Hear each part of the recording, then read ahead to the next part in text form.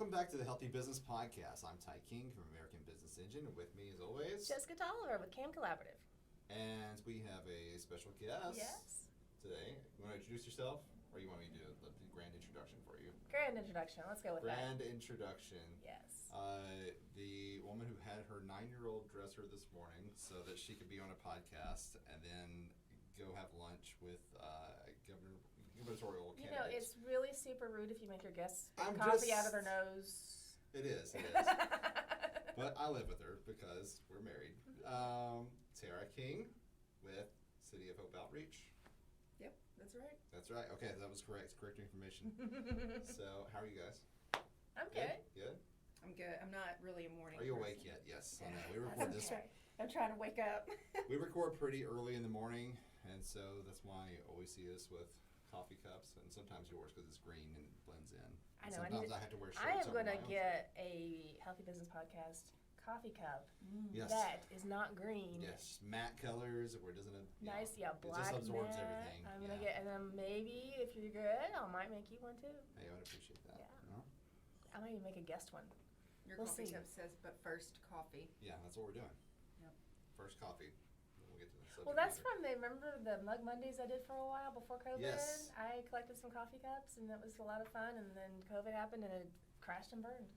And here we are now doing podcasts, which is, you know, you It's evolve. kind of evolve. Yeah, evolution. So we're here now. Absolutely. So yeah, and I'm doing pretty well, I guess. I'm Yeah. just drinking coffee and I'm getting charged up now. So Had a rocket pretty good fuel. week? Man, this week has been completely just slammed. Like it feels like my calendar. Every time I look at it, it just feels like I don't know. You know, like when Ant-Man shrinks in the movies. You know, that's what it feels like my calendar is doing because it's just weighed down on so many different things in each hour of the day. Too much stuff overlapping on top of each other. So I'll be glad for next week when I get to relax a little bit and calm down. Excellent. Yeah, even this weekend we're doing some volunteer work for Quad by Quarter, the tour of homes, and this will be fun. So, Excellent, yeah. yes. So, with you being here Yes. as our guest, City of Hope Outreach, what is that? So, City of Hope Outreach, or as we like to call it, CoHo, is a nonprofit that's located in Conway, Arkansas, and we serve under-resourced communities. We have several different resources available and different departments that are available to help out with utility assistance, rental assistance, and then we also have an academy. We have a transitional home for men, and then we're working on Hope Village, which is actually going to be 10 tiny homes that will house homeless individuals and veterans. Excellent. That's awesome. So, is that pretty common for, I guess, under-resourced serving nonprofits to have the tiny home villages, or is that a first? Or? No, this will be the first in Arkansas. Okay. Yeah, I know I've heard about it in other areas Yeah. from here. But that's excellent that we're bringing that here. How'd you get involved with that? I just really have always been a proactive person that wants to help my community and help people. And I was familiar with City of Hope Outreach. I'd done some, we did a fundraising event with the Pancake House at one time, and we also attended some fundraisers. And I just really liked, I liked their mission and what they stood for.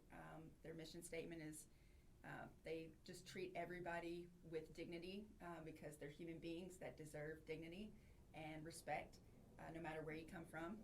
Everybody is allowed to sit at the table, and if the table gets too crowded, then we build a bigger table. Nice. And that's really how I feel about situations and how I feel about people. You know, everybody is going through something, and everybody needs a little help sometimes, and we're there to help. So what exactly is your position there? What do you do? So whenever you bring up a nonprofit, you talk about like different job titles.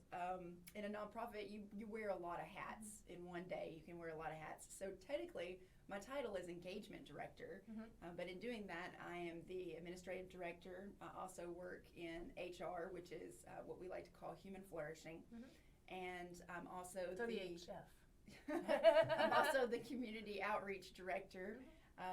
So I do the event planning and fundraising, and I also am the volunteer director. So I do all of the volunteering, recruiting volunteers for events and keeping up with their hours and maintaining their hours. So I do a lot. Yeah, we have a nonprofit as well, Arkansas Care Village, and so I know exactly like what you're talking about. You can only afford to hire 2 people. You got 1 person, Lots and of they got to hats. do 5 jobs. But I love it. Excellent. So do you feel like because I know you owned your own business for a while, and we're doing Pretty Breads and some other things. How do you feel like that helped you transition into this area? Definitely connecting with people and networking. I would say that a lot of people followed me on Pretty Bread whenever I went on that journey. They stayed with me through my transitions of moving forward, like what is the next thing that I'm going to be doing and how am I going to get the community involved in this, and they follow that. And so whenever I transitioned into this job and started working at a local nonprofit, I let people know about it, and people keep up. So the people that were already supporting me doing bread or supported me running for city council in 2018 follow me and support me in being a part of this nonprofit now. So Excellent. So wearing a lot of hats, and you're filling a lot of different roles So many for a hats. nonprofit. And notoriously, nonprofits, unless you're just one of the huge mega nonprofits, really they don't pay, $1 million a year for salary, right? So for you to be doing all these responsibilities and you've worked your way up to getting this position, is it something you have a passion for, or what is the purpose? Why are you in this? I absolutely have a passion for this, but you know that because you're my husband. Yeah, but Yeah, we're talking talking to to an everybody. audience. I'm getting Right. around a question so that you can give an He's answer to the lobbing you people good that are listening questions, to you. yes. Yes. So yeah, I definitely am passionate about this. It's been something that I've cared deeply for. I don't know, I guess I have a servant's heart. My mom was in social work and still is, and I guess I just grew up around that heart and passion, and it's either for you or it's not.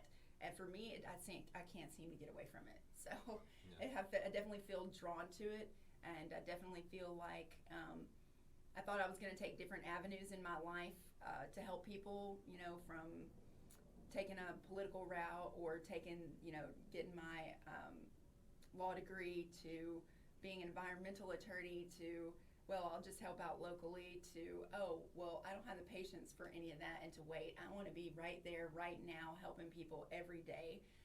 And so this was where I was drawn to, being right here in the middle of the community that I live in, where my child goes to school, where we, have set our foundations and roots. I want to better that community, and so that this was the way to do that. Every single day is a completely different day at work, and every single day we're ready to meet these individual needs on a case-by-case basis. For sure.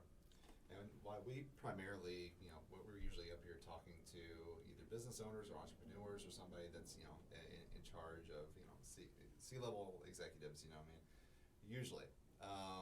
We also talk about, the direness and like how you have to have some people, the right people in positions to actually make the business work, because it can't just be a one-man show. I mean, it can work like that temporarily. Well, we yeah, talk we about make that, it happen, right? yeah. So we talk about that a lot. But then eventually, when you're needing to grow and like you only have so many hours throughout a day, and we talk about that, giving healthy boundaries to when do I clock out and allow myself to actually have time to myself and rejuvenate so that I can carry on the next day and do what I need to do, very well, instead of just being tired and then get burned out and exhausted and then everything just crashes to the ground. So having a Terra in place is very important, eventually in all businesses. And so I guess, how do you see your role in what you do in your nonprofit? Like how important is what you do? That's it.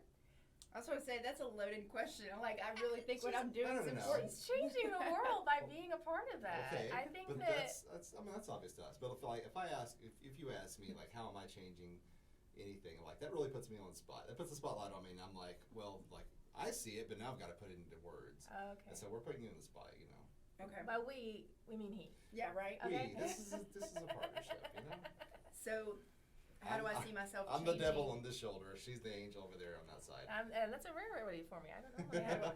So what was the question again? How do I see Okay. myself changing? Oh, the like world? roles like yours. We'll say in businesses you've seen, because Mhm. like you've been working for this nonprofit for a while. You've networked with other nonprofits, Mhm. and you've even run your own business.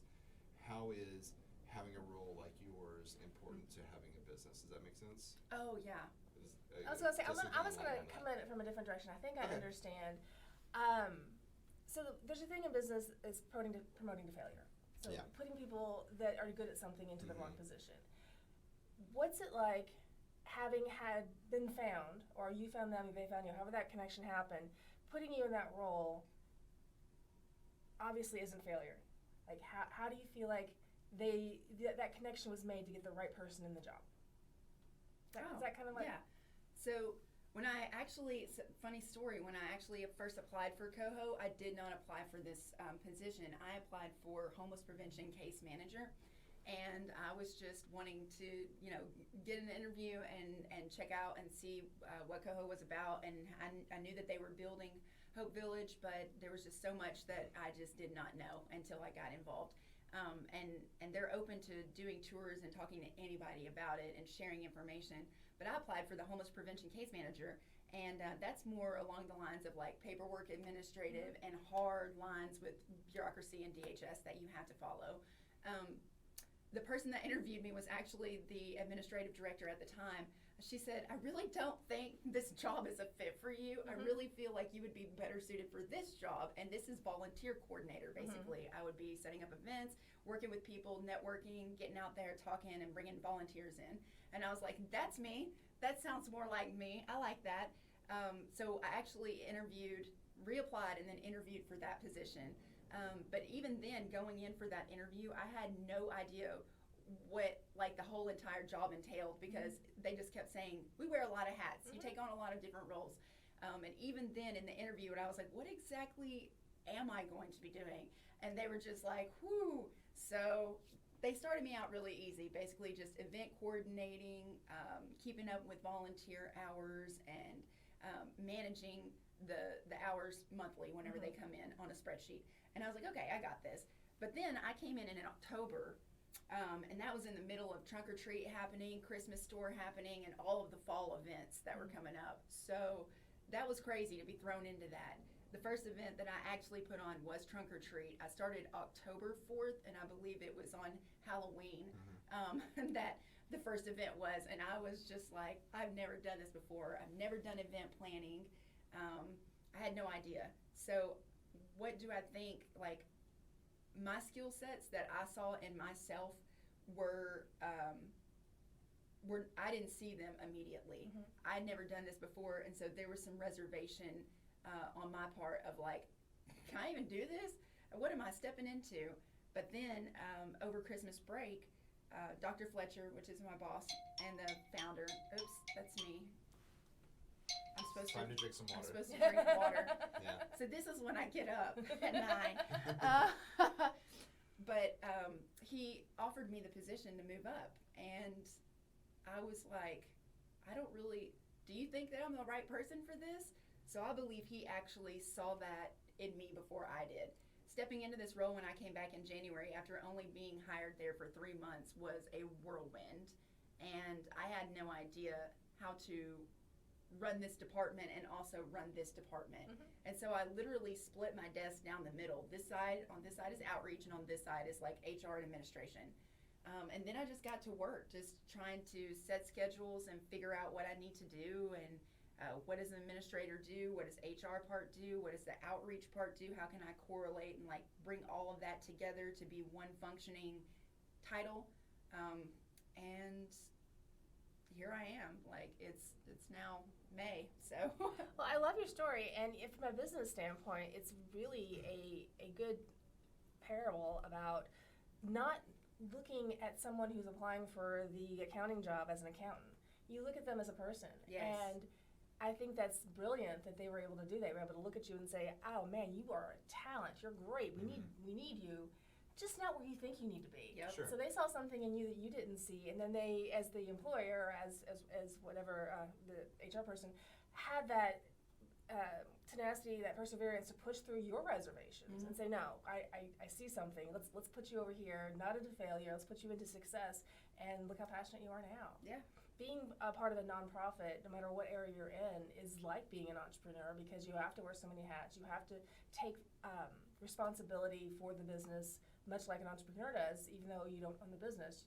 Every person who works at a nonprofit technically kind of has to have that I own this business mentality. So. And every role is important. Yeah, for sure. And you have to have a similar drive for it. We were talking about that when we hire on. And a lot of the times it's hard to gain, as a profit business, it's hard to get your employees to be as excited about growth of your business as you are. And so I've seen it done successfully a few times. I visited Apogee last week, and like everybody there seems genuinely happy. And I'm like, okay, either they're manufacturing these people or they're actually happy And here. if you are manufacturing them, how can I put my order That's in? genius, exactly. Yeah. Give me that machine. No, but like there's plenty of times where people are like, yeah, I don't care, I just come in, I'll clock in, do my stuff, you know what I mean? Even if they're good at what they do, they're not really passionate about the drive because they don't really have stakes in it. But with the nonprofit organizations, like if you're like you have the drive for that, right? So you want to help community, you have a heart for it, and you're like, this is where I can put my energy and see an actual positive outcome in this. And so it's important to have those types of people inside your nonprofits. And so I'm sure if you're interviewing and then there's some people that are just trying to get a job, I don't know why you would just apply it for a nonprofit when you're just trying to clock in, clock out, because that's not the type of thing you do, right? Very set reasons, I guess. Yeah, there are other reasons. So, so you serve you said under what was the word? Under-resourced Under communities. resource communities. Okay, so does that also include, I assume, the unsheltered and homeless? And so, what does that process look like? Because if like nobody knows what this is, what actually goes on, we know there are services like DHS and the state provides some other resources, and then we know there's other nonprofits and churches that try to help, here and there. But like it's kind of like politics for me. I don't dive into it. I just assume things that probably aren't true, so if like us, so if somebody sees somebody, because I know I'm getting around to this He does fundraiser. there's like a question that lasts this long, and he looks at me, he's like, why are you looking I want to like give that? some I'm like, pretext, I'm waiting. Go on. Except for this is just with regular conversations at home every night. Yeah, I gotta give the pre-story, and then we get to the But then he okay. says that I take too long when I'm asking something. No, No, we're not when turning you this tell into me the marriage answer, that's counseling, what guys. takes so Come long. on. I'm like, are you coming home? Well, there was a da-da-da-da-da-da-da. You didn't need answer to my know question. the backstory to know where I'm headed. You didn't answer To yes know or my- no. to know my future, I you need still to need know a my definitive past. answer to that at the end. Okay, so we had we took part of the fundraiser, the Unseen campaign for you guys, and then somebody was kind of upset because they saw that there was an actual homeless person on the street, and then they were like, well, why can't you guys just go help that person? Right. So what does that process look like for the layman that doesn't know how this actually works? For the layman homeless person, or for the No, layman? for the I guess the average citizen. Okay, yeah, I can do that. So really, to know how to help a person that's in need of help, you first need to ask them what's going on. You need to start conversations. You need to approach them and talk to them. You have to build a relationship with them, just like you built a relationship with her to be able to partner up and do this, and just like we built a relationship before every single interaction is a chance to get to know more about their situation, because chances are whenever you're first meeting them, you're seeing like this much of all this going on here. Homeless is only a part of what's going on. There's so much more. Usually, a lot of times, homeless people just enjoy talking. You just sit back and just listen to them. But to answer your question, it's really not just one program that helps homeless individuals. It's a continuum of care that we need in the community. And what that would look like is not just, hey, is there a homeless shelter that this person can go to? It's, is this the right place to send this person? Like you were saying, you don't really know what you would do, or you don't really know as much about the programs that are available in your area to be able to send someone over there to that, because you don't know everything that's available. So first it would be educating the community and taking the time to do those things like Unseen campaign, where we raise awareness to the amount of homeless individuals, and we raise awareness to the programs that are there supporting them, and we raise awareness to how people that are on the street can see a homeless person and interact, or at the very least pass information. If nothing else, pass information. If you have a card, or if you have one of our brochures, or if you have one of my cards even, hand that card to them, because if you can't do anything else, you can at least get them the card that can get them to the place. You know what I mean? So the continuums of care, however, are, we have a domestic violence shelter. We are now approved for an emergency shelter that's probably not going to be here for a couple years. Other than that, we have a couple of transitional homes, and we have, some other resources that are there. But we need all of those resources working in tandem in order for this to work, because one person goes into one shelter, they may not necessarily need to stay there for a long time. They may just need transitional housing temporarily until they can get out and get back on their feet and flourish again as human beings. However, this person might have an addiction problem. They don't need to go to that transitional housing. They need to go to this rehousing situation or rehab or something like that. And then you have people that come in off the streets or come in out of incarceration as transitional homes for men. Those are ways to get people back on their feet and get them into programs that are wraparound, that help them get involved, that help them gain skill sets to put on resumes, to apply for jobs, so that they can save money, so that they can, figure out how to function in society without needing those helps, like those extra programs. Right. So really, it's a continuum of care. What happens after we get them off the street? Well, they can't just stay in a shelter for 2 or 3 weeks and then just leave again. That's a turnaround service. That's not doing anything for anybody. We need programs, and we need sustainability, and it needs to start with getting them off the street, but then there needs to be like a process of how do we get them through these programs, get them back on their feet so that they have the tools that they need so that they can flourish in society as human beings. So your question actually reminded me of a movie, something from the 80s. I can't remember which one it was, but there was somebody who was a regular, normal, average person, had a home, had a job, had a whatever, but for whatever reason they fell in the mud. But there was it was a comedy. Someone started trying to help them and was chasing them down and forcing help upon them, which made me think about that, is that you can't force the wrong help on someone because it's not helpful. That leads me to the actual question, which was, so from a business standpoint, I want to help my community, but I don't want to quit my job and come work for you. I don't want to also just throw money at things that I don't understand. Yeah. I don't also necessarily have time to come volunteer at all the things. Besides just throwing money, writing checks, because a lot of entrepreneurs don't have a lot behind those checks. Right. What can a business owner do to be a part of the community and help your nonprofit and others like yours in a way that it makes sense for an entrepreneur, helps them be a part of it in a way that they can? What kind of ways, what does that look like? So we have several different departments within our personal nonprofit, and one of the things that we have is a market, and the other thing that we have is a actual community garden. Mm-hmm. So if health or nutrition was something that you were invested in, you wanted to help bring that to your community, especially in under-resourced areas where it's hard to get fresh produce, you could donate seeds, or maybe if you don't have a whole lot of time to volunteer, you could plan out like an hour or two on a day where we were doing like a whole day of gardening or something like that. But it also looks like getting food to the market, so that we can get it out to people that are in need.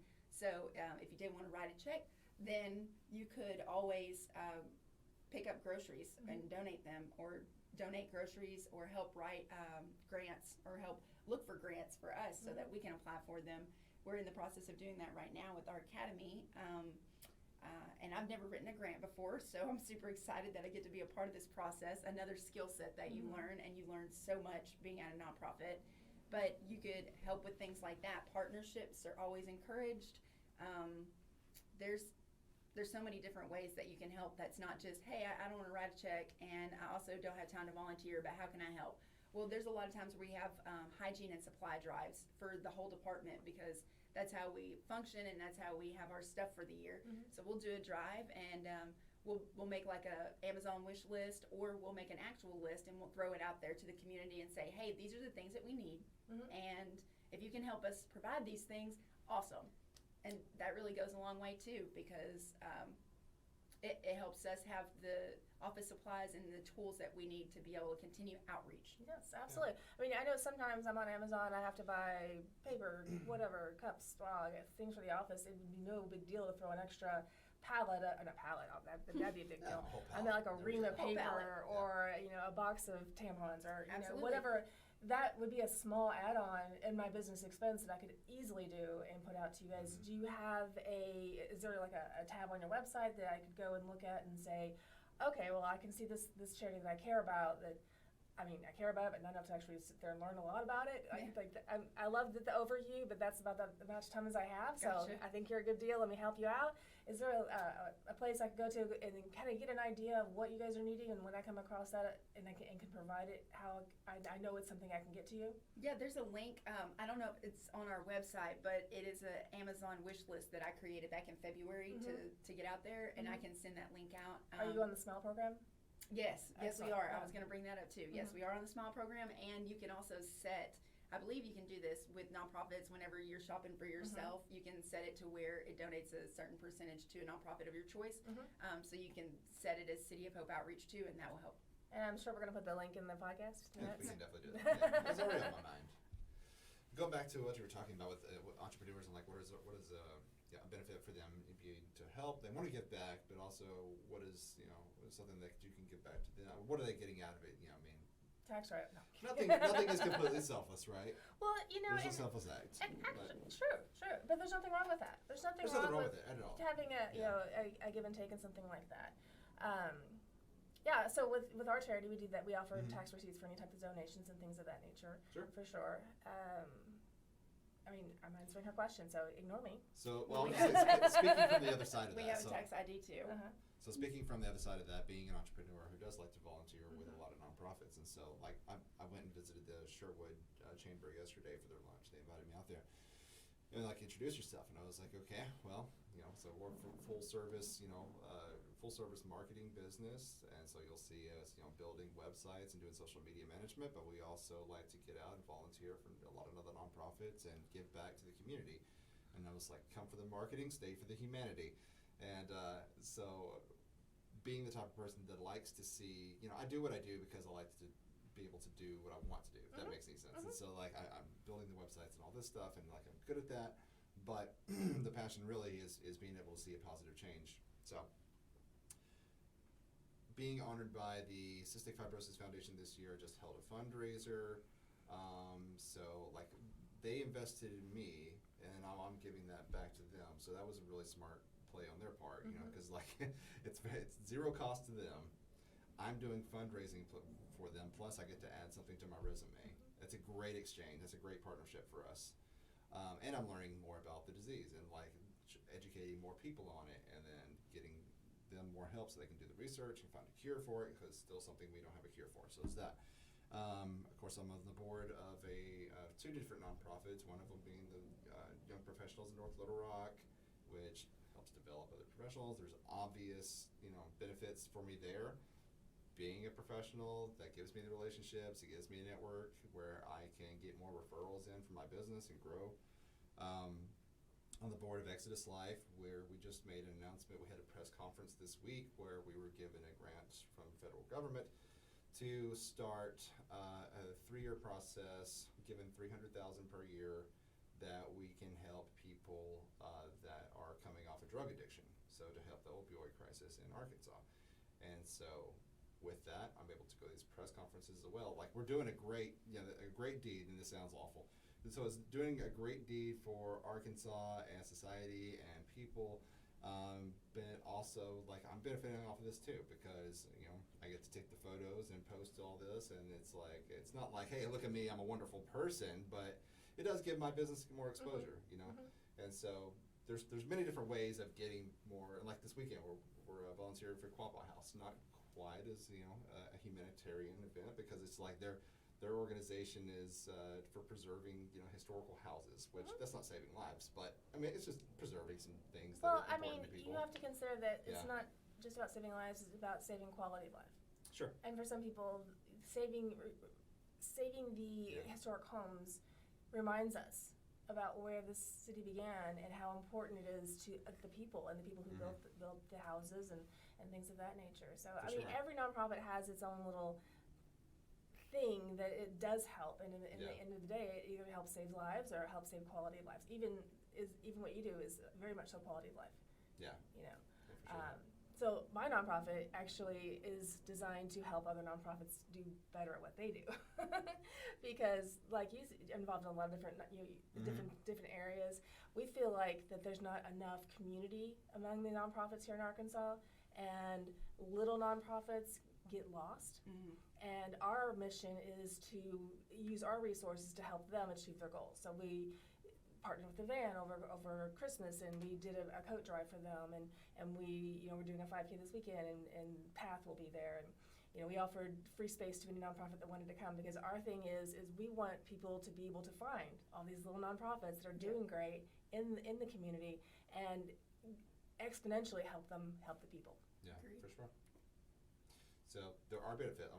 So I wasn't trying to turn this around about me, like how great I am. But I'm saying there's so many different nonprofits out there that are doing so many different missions, and there's an easy way, like if you're an entrepreneur, like you're supposed to be trained to see opportunity everywhere anyway, right? So like every time you open your eyes, there's an opportunity to do something different. Oh, this is just a need that's not being served. I can start this service, or I can provide this, or I need to connect these people together.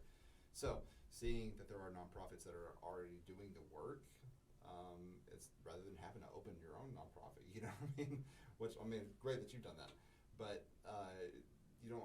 There's a lot of great work that's already being done, and so by investing in those, but like there's always something that gives back and grows your business in kind. Does that make sense at all? Yeah, So, I think to circle back to the beginning, we were talking about how a business can be involved and what the benefit is to them, and it's another point that you made earlier. It's nothing for her to say, "Hey, thanks to cystic fibrosis for spending the afternoon and educating us." Yeah. Her nonprofit can do that, and that gives them that Which I little. do. Yeah. So right. I think that making sure as a business owner in your community, especially an entrepreneur that you're starting out and you're trying to get your name out there, helping these other nonprofits, even if it's just going to them and spending the day and learning, not even the day, an hour, and doing a one-to-one and learning about what they do. Yep.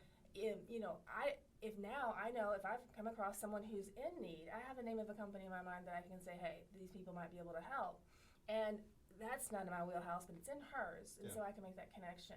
And it's definitely great for smaller, newer businesses, and all businesses really, to have a few nonprofits that they're friendly with, that they can change those social shouts that are free. That's a great way to be able to get some marketing that doesn't cost you a dime for both of you.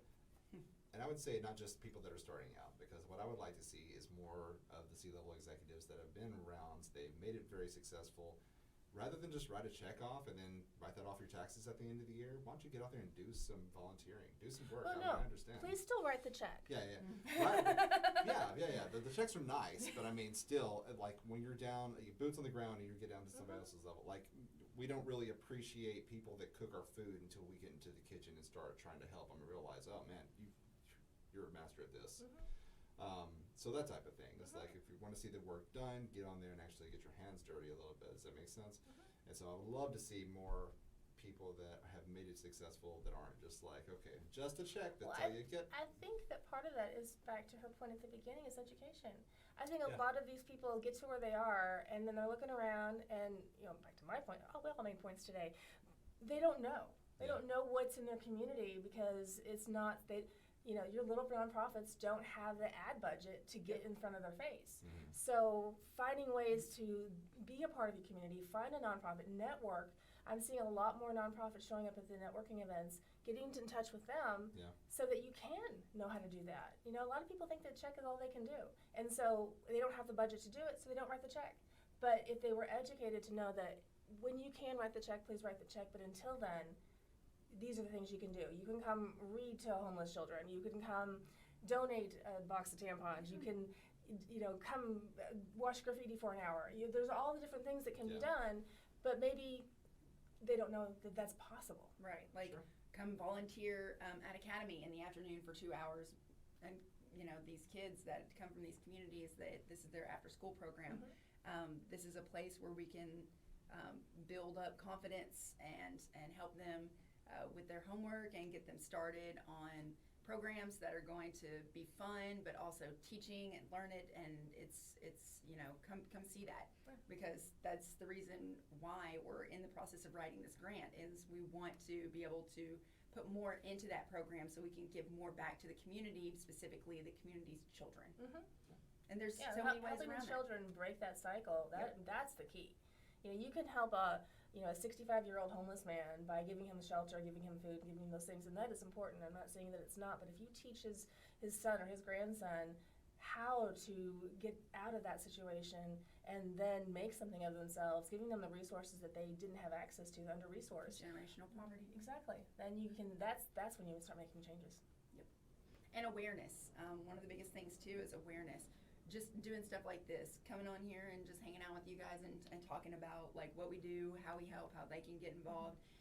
This outreach and this community involvement, it takes a village, and I literally mean that. It literally takes a village, a hope village. With that. I'm not sure. Yeah, it takes a hope village. No, but it does, because unless you're ready to understand how this works, so that you can pass that information on to the next person. It's like a long game of telephone. I tell you, then you tell someone else. Then if they run into a situation with their family members or friends or a loved one, they have that information they can now pass. Right. You guys now have this information you can pass. Everyone that listens to this podcast will now know a little bit more about City of Hope Outreach. And if not, they can go to our webpage, coho58.org. There'll be a link in this show It notes. said webpage. Show your age then. Webpage. That's what it is, isn't it? Get on the Website. interwebs. This webpage. I always say, what do I say that annoys you? That's like as Getting bad as going, things go to offline? www. No, what is the thing that I say that always irritates you when I tell you I get things offline? Yeah, like buying stuff offline. I buy things so she'll buy offline. something from Amazon and say, I bought it offline. It's like, no, that's online. Well, she was online. Offline and is when you go to the store. She and took you it buy off. She bought it off the line. I mean, you can twist it however you want. So, Hey, girl power. We stick together. all right. Either one of you have any other points you would like to make, or statements, comments? I appreciate you Theories, coming on queries? today. I appreciate the perspective, because although on the surface it looks like we're just promoting your nonprofit, which is important, I think that we were able to really get into the entrepreneurial side and how we as entrepreneurs can be a part of that. Like, I don't necessarily, well, I didn't start a nonprofit, but not every person wants to start a nonprofit, but they definitely, when you care about something so deeply that you want to build a business, you have that passion, and that passion can be shared with other areas of the world that you can make a difference in, for sure. Even on a local level. Especially on a local level. Yep. And like I was saying before we got started, I was telling you this morning, we sort of just we throw a thought out there and then we work it out in live action, Yeah, I was like, in real time. I was like, do I need to, are we going to No, talk there's about no the script que- here. There's no No scripting here. nothing And to like prepare each for. one of us comes from a different perspective, and so you being somebody that owns a nonprofit, but you are also an entrepreneur that owns several other businesses, and you working for a nonprofit and being the operational heart of that, and then me being an entrepreneur that invests back in volunteers into nonprofits, and so like we all have our own individual Because it takes perspective a on that. village. Because it takes a village. Yeah. Everyone has a skill set, and you just have to tap into that. And so whether you're coming at it from what can I use my skill set for to help others, or how can I take this skill set that I have and apply it to people, or hey, I have this skill set and I want to start something that will allow people to learn more and get more help, then everybody has something to bring to the table. I would say investing in a nonprofit is not vampirism, because a lot of people see it like that. It's like, I'm not really getting anything out of this, and so like you guys are doing your work, but like we were talking about, there are a lot of benefits for entrepreneurs to give back, and just the average citizen or C-level executive, board members, whatever it is. There are lots and lots of benefits to be given back, and there's nothing wrong with that, because it's a partnership, and so it's not just Well, we draining all live in you. the same community. We all, and to that extent, we live in the same community. We live in the same state, the same country. We live on the same planet. And We do. Most of the time, yeah. And they're relational partnerships too, so you never know what you're going to get out of that.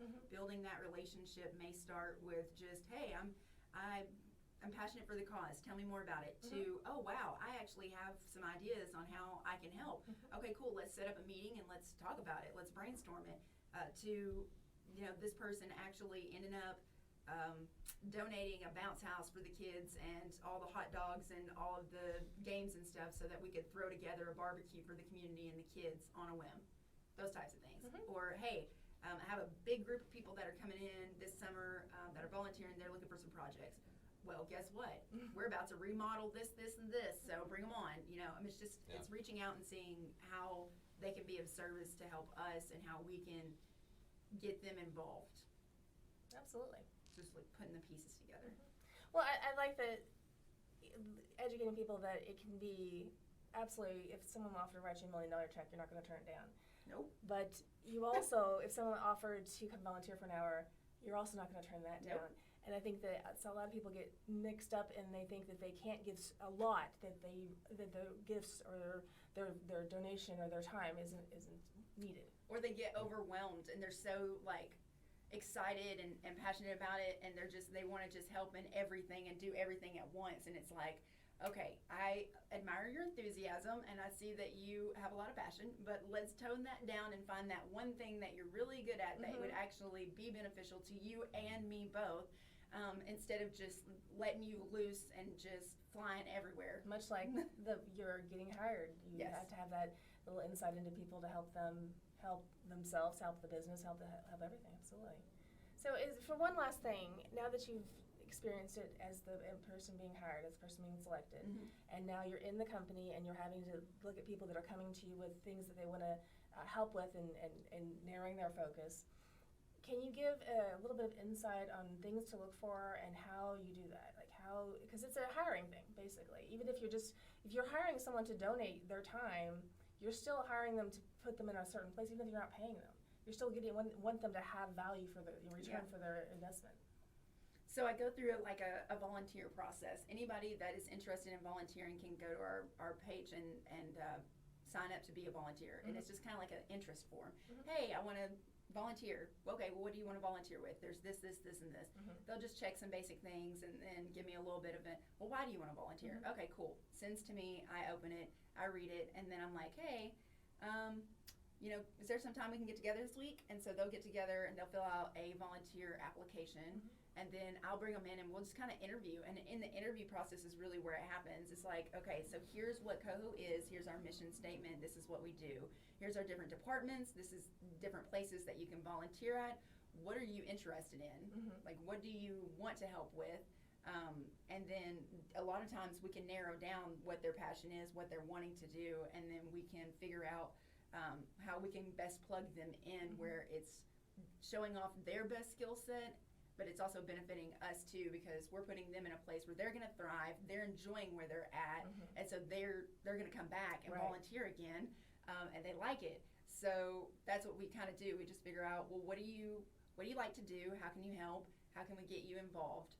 We just kind of discuss it away until it's like whittling. You just keep chipping away until you have something. See the art piece beneath. Yes. So what, do you run into that a lot where someone comes in and says, man, I've always wanted to build houses. I think I watch Home Improvement. I'm the guy. And you're like, okay, which of these is a hammer? And they're like, hammer. Oh, okay. So somebody that's super passionate but like has no experience. No experience, no skill, and would not thrive. Do you run into that a lot? And if so, how do you maybe massage them into a different direction if you need to? I'm pretty blunt.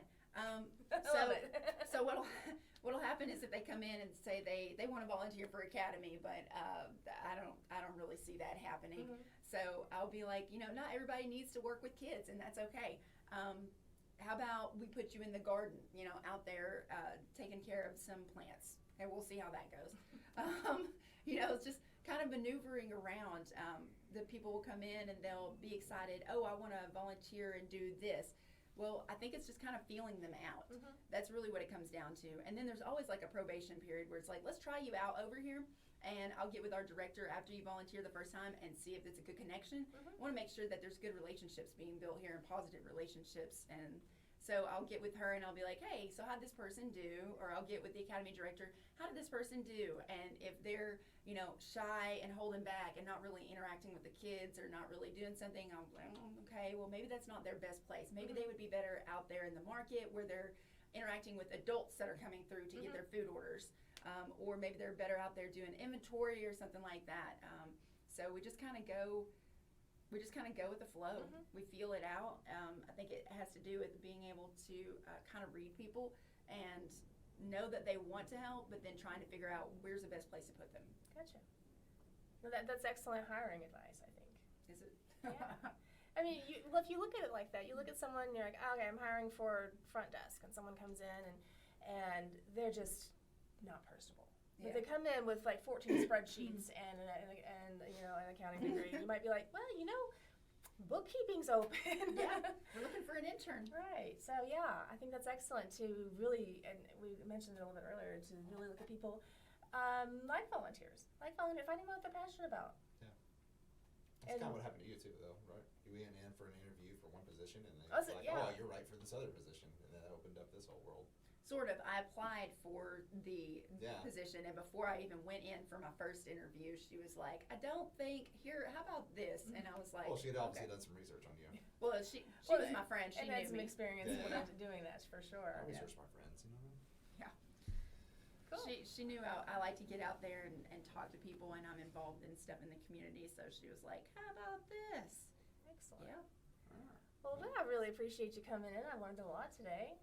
Thank you for having me. Oh yeah, definitely. Thanks for dragging her in and waking her up. It was literally dragging you in. Right? I still have outfit regret.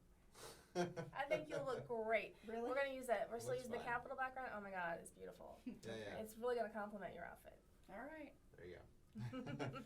If you are listening to this on any of the podcast services that are distributing podcasts across the globe, then you can also see the video, well, on Spotify now, because they added that, but also on YouTube. And if you're a video watcher, then you can also find us on any of the podcasting distribution channels across the web, from Apple Podcasts, Google Podcasts, Spotify, all the above, and more. Please, I don't know. I use Overcast. Do you? And we're there. I was subscribed. Podbean, Overcast, all that stuff. Yeah, we're there too. I don't know. I gotta go to the really annoying part that everybody has to do. Please like, subscribe, review, Share, interact, comment, tell a friend. all those things Yeah. that my daughter says when she's just walking around the house pretending like she's on the show for some reason. I love it. Yeah, and Cracks me well, up. until the next time, you guys want to say bye. Bye. Bye. You guys say it the same way. Keep your business healthy.